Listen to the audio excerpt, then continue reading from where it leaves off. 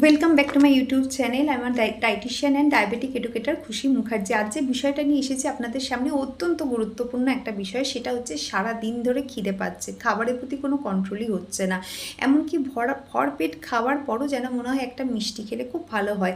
তো এই ধরনের প্রবলেমগুলো কিসের জন্য হচ্ছে এবং তার সলিউশন কী? ফার্স্টেই যেটা বলবো সেটা হচ্ছে যে মাথায় রাখবেন খাবারের মধ্যে খুব বেশি কার্বোহাইড্রেট বা সুগার জাতীয় খাবার যেন না থাকে, কারণ ব্রেন থেকে যে সেরোটোনিন বা ডোপামাইন যেটা সিক্রেশন হয় এই খাবারগুলো খাওয়ার পরও তো সারাক্ষণ কিন্তু একটা চাহিদা থেকেই যায়, সেটা আপনার শরীর চাক বা না চাক। ফলে কী হয়, একটা টাইমে এটা অ্যাডিকশানে পরিণত হয় এবং প্রচণ্ড জাঙ্ক ফুড খাওয়ার প্রবণতাটা বেড়ে যায়।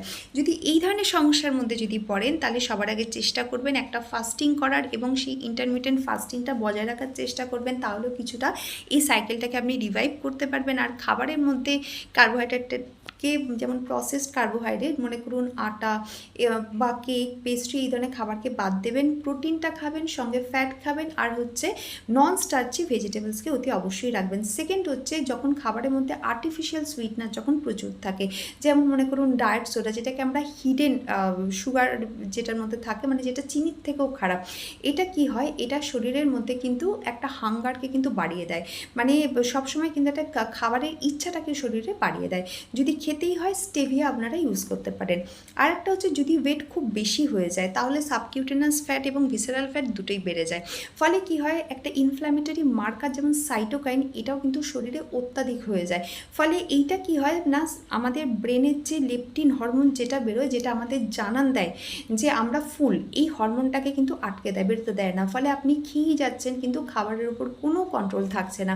সেই সময় আপনাকে কি করতে হবে না, লো কার্বোহাইড্রেট জাতীয় একটা খাবার খেতে হবে এবং তার সঙ্গে আপনি একটা ভালো প্রোটিন এবং ফ্যাট হিসাবে আপনি অ্যাভোকাডো রাখতে পারেন বা একটা ডিম সিদ্ধ রাখতে পারেন।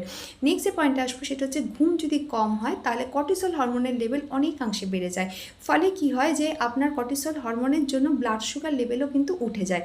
যেই মাত্র উঠে যায়, তারপরেই কিন্তু ব্লাড সুগার লেভেলটা কিন্তু ফল করে যায়। ফলে তার জন্য কিন্তু একটা হাঙ্গার বা খিদের একটা প্রবণতা বেড়ে যায়। চেষ্টা করবেন যেন সারাদিনে, মানে রাত্রিবেলা অন্তত একটা কোয়ালিটি স্লিপ যেন হয় এবং 7 ঘন্টার নিচে যেন না হয়। স্টাডিজ বলছে 7 ঘন্টার নিচে যারা ঘুমোচ্ছেন তারা কিন্তু 41% কিন্তু ওবেস হয়ে যাওয়ার টেন্ডেন্সি থাকে। আরেকটা যেটা লাস্ট পয়েন্ট, সেটা হচ্ছে বয়স বৃদ্ধির সাথে সাথে অ্যাসিড, এনজাইম, বাইল সিক্রেশন কমে যায়। ফলে আপনি যতই খাবার খান না কেন, সেই নিউট্রিয়েন্টগুলো যথেষ্টভাবে অ্যাবজর্ব হয় না। এইটার জন্য কিন্তু একটা খিদের প্রবণতা থেকে যায়। তো খাবারের মধ্যে আপনারা অর্গ্যানিক অ্যাপেল সিডার ভিনেগার, তেতো খাবার মানে উচ্ছে, করলা, এগুলো রাখতে পারেন। এতে কিন্তু নিউট্রিয়েন্ট যেমন B1, ম্যাগনেশিয়াম, এগুলো কিন্তু খুব প্রোটিন জাতীয় খাবার অ্যাবজর্ব হবে এবং